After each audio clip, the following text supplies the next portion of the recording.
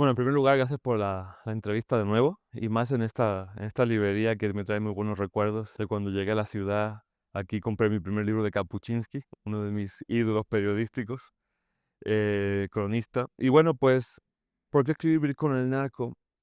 Mira, en realidad no surgió así, o sea, no fue como una idea que yo dijera, voy a escribir Vivir con el narco, ¿no? O sea, uno de mis géneros periodísticos favoritos, si no el favorito, siempre ha sido la crónica. Esta, digamos, conjunción entre periodismo narrativo, ¿no? Con investigación, con periodismo de profundidad. Siempre es algo que me ha atraído mucho, es algo que he ido cultivando y desarrollando también a través de mis publicaciones en Animal Político, a lo largo de, pues ya de estos 13 años trabajando ahí en Animal Político. Y bueno, pues un día platicando con Lalo Flores, que es mi editor en Random House, eh, de proyectos y así, le comenté, bueno, pues tengo, a partir también de la publicación creo que fue en 2022, de Narcopandemia, que también fueron como crónicas relacionadas con la violencia, el crimen organizado y la pandemia, que fue un audiolibro. Le comenté, bueno, pues tengo muchas crónicas escritas de diferentes temas del crimen organizado, a lo largo de estos años, que muestran un poco cómo ha sido la evolución del crimen organizado en México en esta llamada guerra contra el narco. A Lalo le pareció muy interesante, pues leyó alguno de las crónicas y bueno, pues aquí estamos, ¿no? Con este libro, ¿no? Es un compendio de 17 crónicas, originalmente eran 20, tuvimos que hacer esa selección de 17 para que no se fuera, digamos, de demasiada extensión el libro, pero creo que recoge muy bien lo que ha sido este proceso de guerra contra el narco desde su surgimiento, allá por 2007-2008, hasta la fecha actual, porque hay crónicas también muy actuales, pues de apenas de este año, ¿no? Y que abarcan buena parte de todo el país, ¿no? De la problemática del crimen organizado, de cómo el crimen organizado, pues, se nos ha metido en nuestra vida cotidiana, se nos ha incrustado, ¿no? Como dice Ricardo Rafael, hasta por debajo de las uñas. Pues, pues hay crónicas pues, de madres buscadoras, de migrantes, de personas que huyen, de su comunidad por amenazas del narco, por reclutamiento forzado. Hay historias de chavos reclutados por el narco. En fin, hay todo un mosaico de voces que dan forma a, pues esto, ¿no? A vivir con el narco, a cómo hemos tenido que acostumbrarnos, eh, a resignarnos muchas veces a sobrevivir con el narco, ¿no? Bueno, el tema de la justicia es un tema complicado. O sea, yo creo que siempre lo he dicho también, y bueno, no estoy descubriendo nada con esto, pero México tiene muchos problemas en el sentido de sí, de corrupción, sí, de violencia, pero el tema de la impunidad, pues es como lo que permite que ese círculo vicioso nunca termine de romperse, ¿no? No creo que tanto que tenga que ver, o bueno, no solamente con el tema de la justicia per se, es decir, de los jueces, como también se ha dicho ahora con como argumento para esta reforma electoral, que creo que, bueno, pues veamos cómo va a resultar, pero de entrada no pinta nada bien, ¿no? Cómo va a ser la elección electoral de los jueces, ¿no? Pero sino también pues tiene mucho que ver con las fiscalías, ¿no?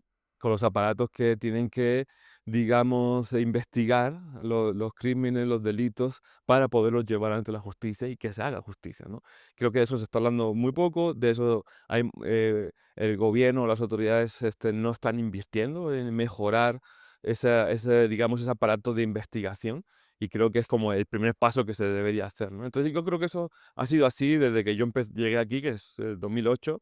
No he visto una gran diferencia en cuanto a una mejora de ese aparato de investigación. Y creo que eso es parte fundamental del problema, ¿no? Y también creo que eso se ve reflejado en este libro, en las crónicas, ¿no?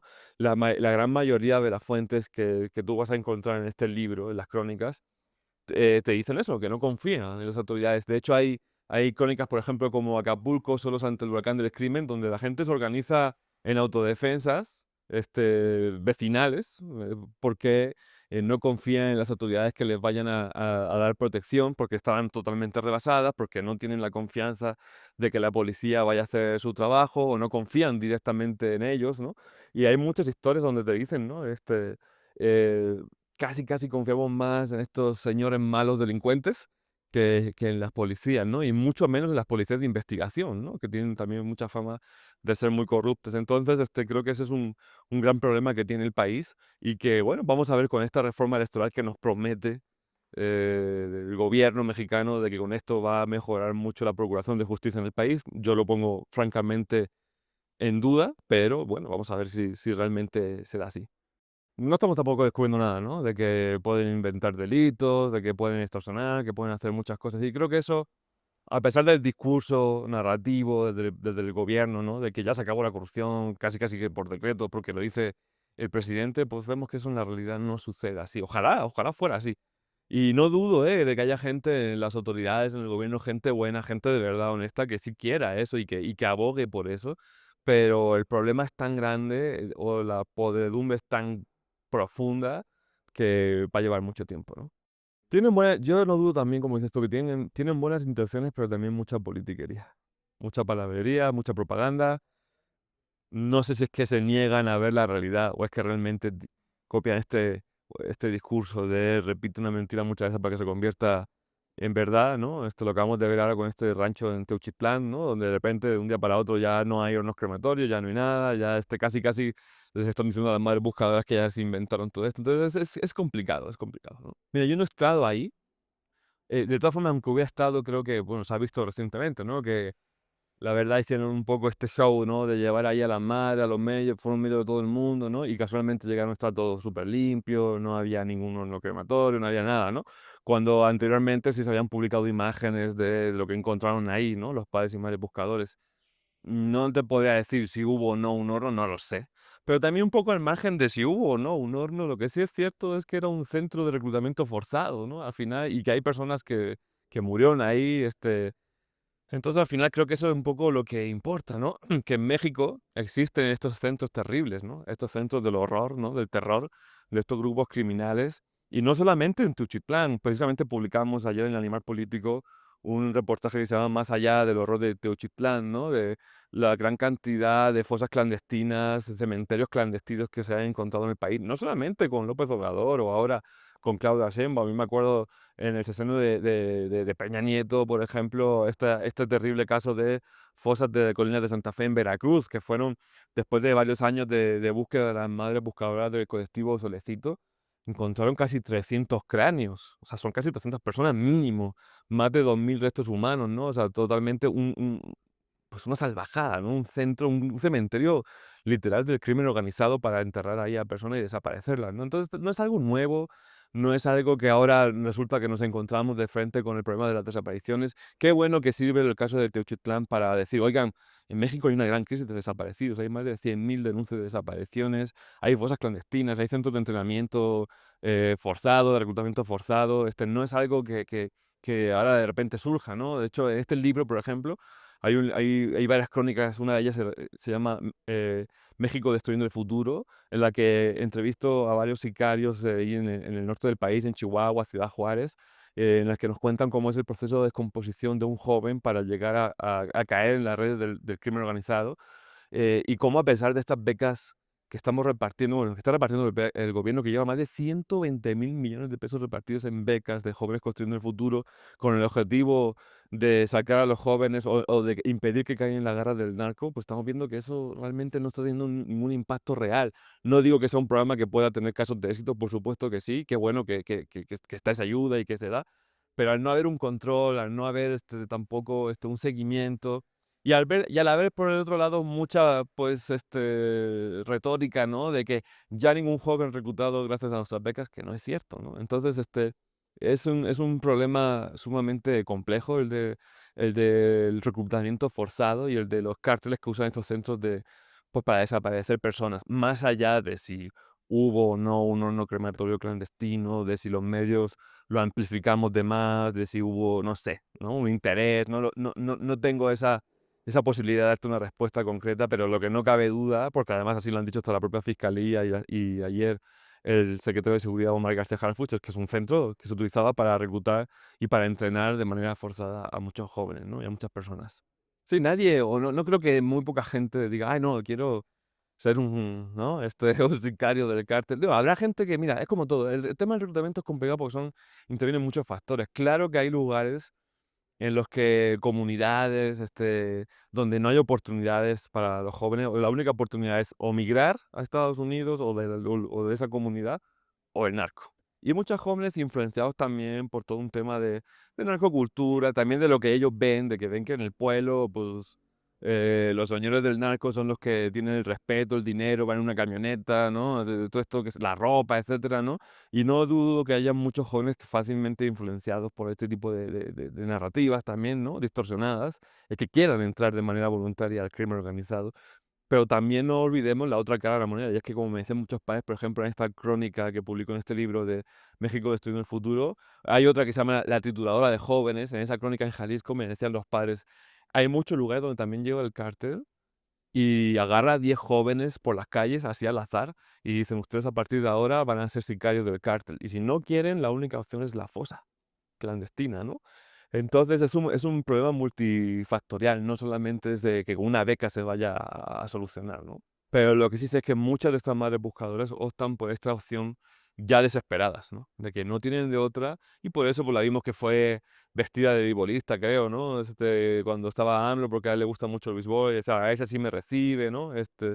Y bueno, y muchas otras madres en otros lugares, en Veracruz, por ejemplo, este colectivo que también aparece en este libro de crónicas, ¿no? Por ejemplo, en la crónica de la Casa de los Martirios, el colectivo de Araceli Salcedo, una activista férrea que lleva 11 años buscando a su hija, que ha aprendido sobre la marcha a hacer todas estas labores que debería hacer el Estado y no ella.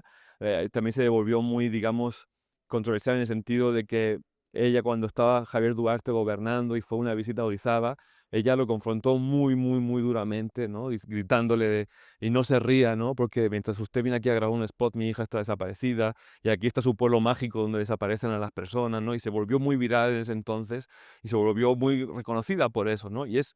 Hablando con ella me decía, es que yo no lo hice por eso, sino que realmente quería confrontar al gobernador, pero además muchas veces es que es verdad que no les queda como otra opción de hacer ruido, ¿no? O sea, y entonces se ven en esta coyuntura tan difícil en la que muchas veces tienen que llegar a los lugares donde les dan un pitazo de que pueda haber personas desaparecidas, enterradas clandestinamente, casi casi publicando un video diciéndoles, oigan, señores del narco, no es con ustedes, no buscamos culpables, solo queremos respuestas de nuestros seres queridos, por favor, casi casi denos chance de entrar, ¿no? Entonces eso también te habla de cómo está la situación, ¿no? De que no solamente el Estado no tiene control sobre esos lugares, sino de que además hay que pedirle permiso a los presuntos criminales que desaparecieron a tu ser querido. Entonces, eh, más allá del caso de Ceci Flores, que es una persona buscadora más entre muchísimas de las que hay en el país, creo que muchas veces hacen este tipo de cosas para elevar la voz, porque muchos también te lo dicen. No tenemos ya mucho más que perder, ¿no? Y bueno, por eso creo que también están llevando a cabo este tipo digamos, de estrategias un poco más mediáticas, ¿no? Sí, claro, por supuesto, eso es una de las partes de nuestro trabajo, es documentar, ¿no? Las cosas que suceden en el país, alzar la voz, denunciar, acompañar a las víctimas. Es un poco también el objetivo que nos planteamos en Animal Político y yo en lo particular, ¿no? Ser en un país donde y también, por ejemplo, el objetivo de este libro, ¿no? Y lo he dicho muchas veces, ¿no? Este libro es un grito de rabia de las víctimas, ¿no? Es un grito de dolor, es un grito de rabia en contra de la apatía, de la impunidad, ¿no? Porque cuanto también más callamos como sociedad, pues estamos de alguna forma siendo parte del problema, ¿no? Claro, es perfectamente entendible, o sea, en una sociedad con tanta violencia, pues no todo el mundo quiere pues hablar, ¿no? Porque hablar puede suponer un riesgo muy importante. Incluso como periodistas, pues ya saben, ¿no? De que vivimos en un país tremendamente peligroso para ejercer el periodismo, y más cuando se trata de este tipo de temáticas. Pero por supuesto que considero que es parte de nuestra obligación como periodistas, el alzar la voz, el darle voz a quien no la tiene y acompañar a las víctimas, ¿no? Mira, mucha gente me ha preguntado, oye, ¿no tienes miedo, ¿no? Por todo esto que acabamos de comentar, ¿no? Mira, yo creo que vivir con el narco, obviamente, cualquier nota periodística, casi cualquier nota periodística en México puede ser un riesgo, pero creo que me preocupaban más otros libros que he publicado, ¿no? Como La estafa maestra o Caso Vida Negra, donde revelamos, sí, mecanismos de corrupción en las altas esferas del poder, ¿no? Me preocupa casi más ese tipo de libros, porque estás evidenciando a personas con muchísimo poder en actos de corrupción muy importantes, ¿no? Y esas personas tienen el poder para hacer prácticamente lo que quieran en el país, ¿no? Vivir con el narco a pesar del título, es más un libro sobre las víctimas del narco. No es un libro sobre narco per se. O sea, no es un libro en el que yo te voy a contar la historia del sicario tal o cual, ¿no? O los hijos del Chapo, o que vaya a revelar los nexos financieros del cártel X con el gobierno Y, ¿no? Creo que eso sería mucho más riesgoso y quizá me lo hubiera pensado bastante más a la hora de publicar un libro así, ¿no? Entonces, básicamente, Vivir con el narco es eso, es un libro sobre las víctimas que, por otra parte, podemos ser cualquiera de nosotros, ¿no? En cualquier momento, por desgracia, ¿no? Y es un libro también que trata de dar ese mensaje de, es un libro que te va a generar cosas, que te va a generar emociones. No es un libro fácil, no es un libro que yo diga, que yo cuando a veces me piden, oye, ya sabes, no, me puedes firmar el libro, y que yo diga, ojalá que lo disfrutes, o sea, porque no es un libro para eso. Pero es un libro que sí te va a generar muchas emociones y por lo que me ha dicho mucha gente es un libro que sí genera esta empatía, ¿no? Con las víctimas que por otra parte, pues eso, podemos ser nosotros mismos reflejados en el espejo, ¿no? Y por eso creo que es tan importante que seamos conscientes de lo que pasa hoy. Yo no digo que incluso uno como periodista tiene que tener mecanismos de defensa emocional, mental, ¿no? No podemos estar en esto todos los días, a todas horas, porque la verdad nos volveríamos locos. No se trata de decir que todo está perdido, ¿no? O sea, no creo que todo esté perdido, pero sí se trata de que sepan que esto está sucediendo, que esto es la realidad del país, ¿no? Es una de las realidades del país, porque México es un país pues, tan amplio y tan diverso que obviamente no puedo decir, esto es la realidad al 100%, ¿no? Pero es, digamos, una ventana de lo que está sucediendo en el país. Y el saberlo, el conocerlo, el generar esa empatía, creo que también es lo que nos hace mejor como sociedad y lo que también pues impide de alguna forma que este círculo de impunidad se continúe haciendo más y más grande cada vez, ¿no? Es parte importante del paisaje, ¿no? Me gustaría poder decir, este libro ya es historia, ya está, es agua pasada, es algo que pasó en la historia de México, ¿no? Pero por desgracia creo que este es un libro que hay crónicas, por ejemplo, hay una de ellas creo que es del 2011, 2012, que si tú le cambias nada más la fecha y el nombre del presidente o de la presidenta en turno sería perfectamente vigente. Y creo, por desgracia, que por lo menos pueden pasar otros 10 años y este libro va a continuar igual de vigente, porque el problema pues no tiene visos de que se vaya a solucionar a corto plazo, ¿no? Ni a mediano. Entonces, creo que es importante eso, ¿no? Que vayamos construyendo esta empatía, porque podemos necesitarla mañana, hoy mismo, y de alguna forma es también el trabajo del periodismo, ¿no? El documentar, el revelar uno de los capítulos, creo yo, más negros de la historia de México, en la historia reciente moderna del país, ¿no? Exacto, creo que eso sería un poco el punto. Hay gente que también me ha dicho, bueno, pues que sí les ha generado muchas emociones, ¿no? Hay gente que me dice, bueno, la verdad hay algunas crónicas que me hicieron llorar o así, pero digamos, el sentido global del libro me deja una, una sensación de que no todo está perdido también, porque también era un poco el objetivo, ¿no? Es decir, bueno, muchas veces el reto de estos libros o de este libro, creo yo, que es que mucha gente dice, bueno, otro libro más sobre el narco. O sí, pero es que ya no quiero leer más de violencia, ya no quiero leer más de, ¿no? de narco. Pero realmente, si le dan la oportunidad al libro, se van a dar cuenta que, uno, no es un libro más sobre el narco, es un libro sobre nosotros mismos como sociedad. Y creo que al final sí te genera, hay momentos en los que te agarra así, ¿no? De la pechera y te dice, esto está pasando, ¿no? Pero creo que al final el sentido que te deja, el gusto que te deja el libro es positivo, ¿no? De decir, bueno, sí tenemos un gran problema, sí estamos viviendo una época muy, muy difícil desde hace ya muchos años, pero al final de cuentas es necesario, ¿no? El sabernos conscientes como sociedad de lo que está pasando, ¿no? Es que es complicado porque yo también a veces me preguntan, ¿no? ¿Y tú qué opinas de las narcoseries? Así, y bueno, depende de cuál, ¿no? Yo creo que hay trabajos bien hechos, incluso basados, digo, en ficción, basados en la realidad y así.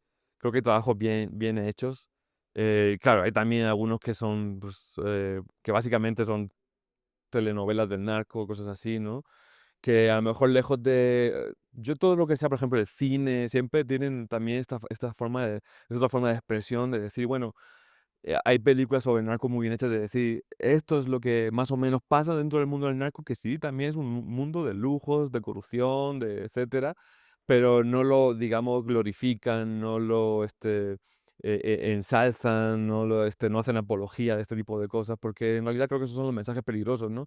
La gente, sobre todo joven, que ve estos mensajes incluso en la música, ¿no? De que se vanaglorian, de que ensalzan en la vida de lujo y todo eso, pues están viendo una sola cara de la moneda, ¿no? Creo que este libro lo que pone también mucho es las consecuencias de ese mundo que puede parecer chingón, chido, ¿no? Que mucho dinero, de que ropa carísima, que de mujeres, que de drogas, que de casas, coches, etcétera.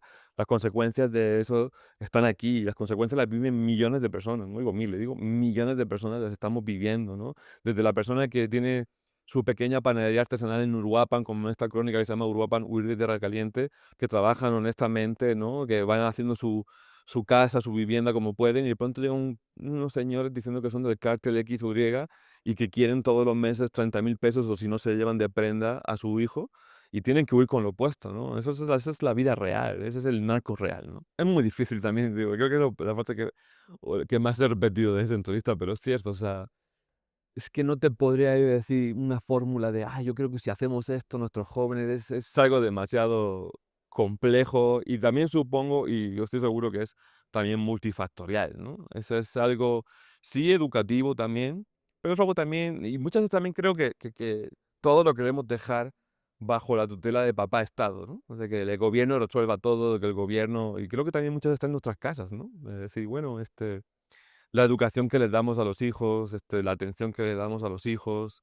Incluso no solamente es un tema de México, digo, acaba esta serie súper popular que se acaba de estrenar en Netflix, ¿no? De adolescencia, ¿no? De cómo pues un adolescente puede llegar a este nivel de crueldad para matar a una compañera, ¿no? Una amiga, y los padres se preguntan en la serie qué pudimos o qué debimos de haber hecho mejor, ¿no? Al final es algo realmente difícil también, porque también muchas cosas escapan de los padres. O sea, tampoco les vamos a decir que ahora los padres que son los culpables de que los niños acaben en el narco, ¿no? No. Pero creo que son muchos factores los que intervienen, el tener oportunidades, sí, es algo. El Estado tiene que hacer lo suyo en cuanto a brindar que las oportunidades estén ahí, que tú tengas esas oportunidades, ¿no? También, claro, también influye en que los padres tengan las oportunidades, ¿no? Si los padres no tienen el trabajo, no tienen la educación, y al final todo eso va a repercutir también en los jóvenes, ¿no? Y también, pues, el Estado en cuanto a que si los grupos del crimen organizado campan a sus anchas por todo el país, pues obviamente va a ser mucho más fácil que los criminales vean en los niños en su ejército, ¿no? Al final, estas empresas, estos cárteles son empresas que necesitan mano de obra, entre comillas, ¿no? Y la buscan en los más vulnerables que son nuestros jóvenes, ¿no? Entonces sería muy difícil o sería muy pretencioso de mi parte decir, no, es que el gobierno tiene que hacer esto o los padres tienen que hacer esto. Eso es algo realmente complicado, pero sí creo que es multifactorial, ¿no? No, las autoridades cero, las autoridades, pero vamos, no me extrañan ni me sorprenden en absoluto. Que también creo que quizá una de las partes del problema. A ver, yo entiendo que en el juego político es muy difícil, pero no solamente en México, en cualquier país del mundo, que un político admita, no, pues sí estamos de la chingada, güey, ¿no? O sea, lo entiendo. Y tampoco sería un mensaje quizás hasta bueno para la sociedad, de, bueno, pues entonces, ¿qué estamos haciendo, no? Pero cuando se intenta, digamos, no solamente negar la realidad, sino además tergiversarla, cambiarla, manipularla, a través de la propaganda, de todos estos altavoces, etcétera, ahora de esta tribuna que se puso de moda en el sexenio de López Obrador, de las mañaneras, etcétera, creo que eso tampoco contribuye, ¿no? Pero en cuanto a la opinión de los lectores, la verdad lo publico bastante en mi cuenta de Instagram. Aprovecho Manu-Ureste. Me gusta mucho compartir con la gente que me lee, ¿no? Cuáles son sus opiniones. Les pido permiso, oye, me da chance de reproducir esta opinión que me están mandando, porque mucha gente me escribe, oye, pues leí tu libro y me generó esto, me gustó esto, quizá esto no tanto, o sea, y me digo, dame chance de reproducirlo, porque creo que muchas veces la gente nos pasa como con las series y las películas, ¿no? Leemos a partir de que alguien te dice, no, pues este libro estuvo muy bueno, me gustó por esto y esto, ¿no? Y la verdad que la gente, de hecho, ayer en la noche me llegaba un comentario de un compañero, de un estudiante, de hecho. Una cosa que a mí me sorprende mucho, y en la fil de minería reciente, se llenó el auditorio y eran puros chavos y chavas y gente mayor. O sea, fue como ese contraste me interesó mucho, ¿no? Porque en ambos les generó un interés, ¿no? Y lo que me escriben es esto, ¿no? De que les genera muchas emociones, ¿no? Algunas de tristeza, otras de rabia, otras pues, de compasión, otras de empatía, ¿no? Entonces creo que me quedo con eso, ¿no? Es un libro que no te va a dejar indiferente. Creo que ese es sería uno de los puntos clave de este libro. No es un libro que pienso, ¿no? Y por lo que me han dicho la gran mayoría de lectores y lectoras, es que al terminar de leerlo les ha dejado muchas emociones. Incluso muchas me dicen, no sé muy bien qué sentir, ¿no? Porque sí siento tristeza, sí siento rabia, sí siento dolor, pero al mismo tiempo siento que me ha despertado una conciencia, ¿no? Entonces creo que eso es algo que para mí me hace decir objetivo cumplido, ¿no? Es decir, bueno, es un libro que no te deja, que lo dejas ahí la estantería, en el librero y ahí se queda, sino como un libro más, ¿no? Sino que creo que realmente es un libro que quienes le dan la oportunidad, porque insisto, muchas personas pueden tener este prejuicio de decir, bueno, pues un libro más, ¿no? Que, ¿y qué? Y la violencia, y sí, ya sé que está mal el país, ¿no?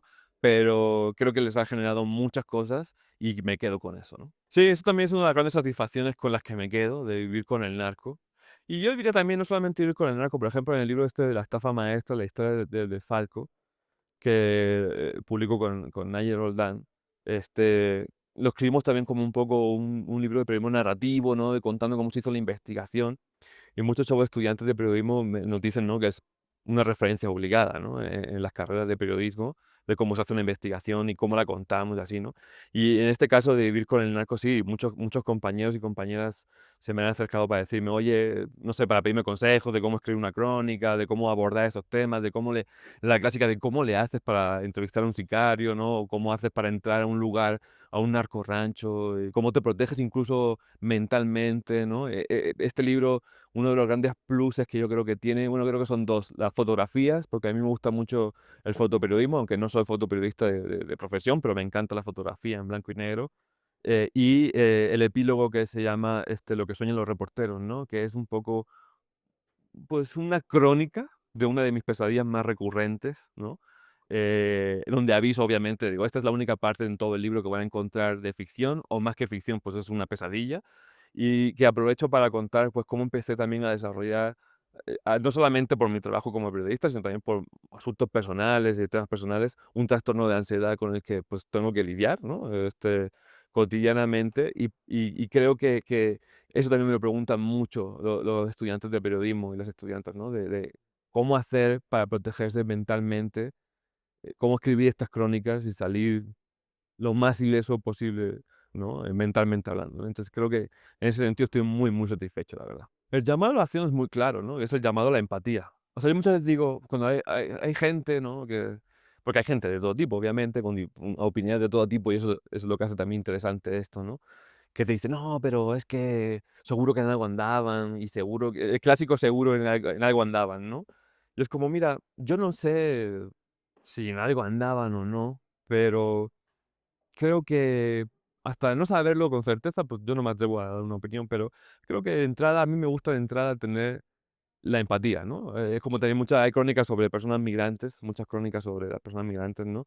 Que también, pues, habla sobre todo con estos discursos xenófobos desde la política, ¿no? De, no, es que son delincuentes, no, es que vienen de su país de huyendo, porque son pandilleros, etcétera. Digo, bueno, pues, realmente si no te has dado la tarea de hablar con alguien, si no has ido, por ejemplo, a un albergue de migrantes, 2, 3 días, te has quedado allí, has convivido con ellos, has comido con ellos, no creo que realmente puedas aventarte una frase así tan contundente, ¿no? O sea, porque no todo es blanco, no todo es gris. Quizá algunos sí vienen huyendo de eso, no digo que todos sean angelitos caídos del cielo, ¿no? Pero realmente es mucho más complejo que eso. Y creo que este libro también te intenta mostrar eso, ¿no? Esa complejidad de que no es ay, todos son buenos, ay, no, todos son malos, ¿no? Incluso en esta entrevista con los sicarios, ¿no? Ellos me dicen, yo he matado, o sea, yo llevo 10 personas mínimo asesinadas, ya perdí la cuenta a partir de las 10.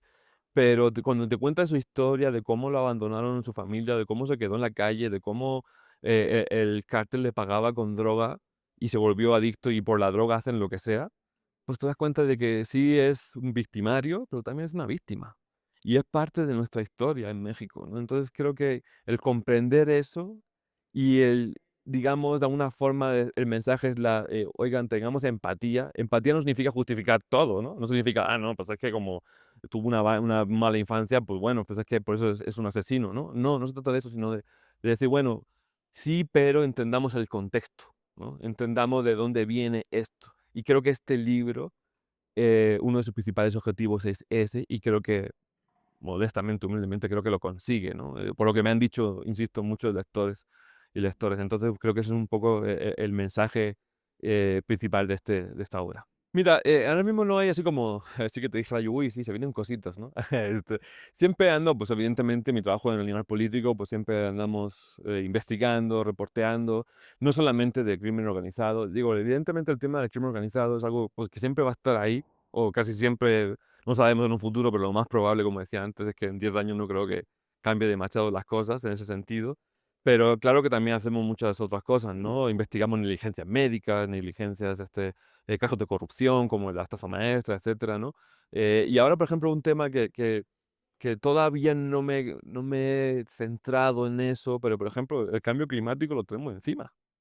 Y el cambio climático está generando ya efectos en la población, en México, ¿no? De gente que se desplaza porque ya en un lugar pues ya subió el nivel del mar, o porque ya por las sequías, o porque ya cambiaron las cosechas, etcétera, ¿no? Y creo que eso también está interesante y está poco abordado todavía.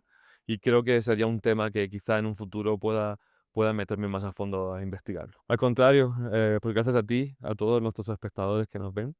Ya saben, Vivir con el narco está disponible en libro físico, está también en el libro electrónico y eso también en audiolibro, que es una opción muy interesante. Lo narra una actriz de doblaje muy importante que se llama Kerima Flores, que no solamente lee el libro, sino que le da una interpretación según, dependiendo de dónde sea la persona que esté hablando, la fuente, pues le da a ella una interpretación distinta, ¿no?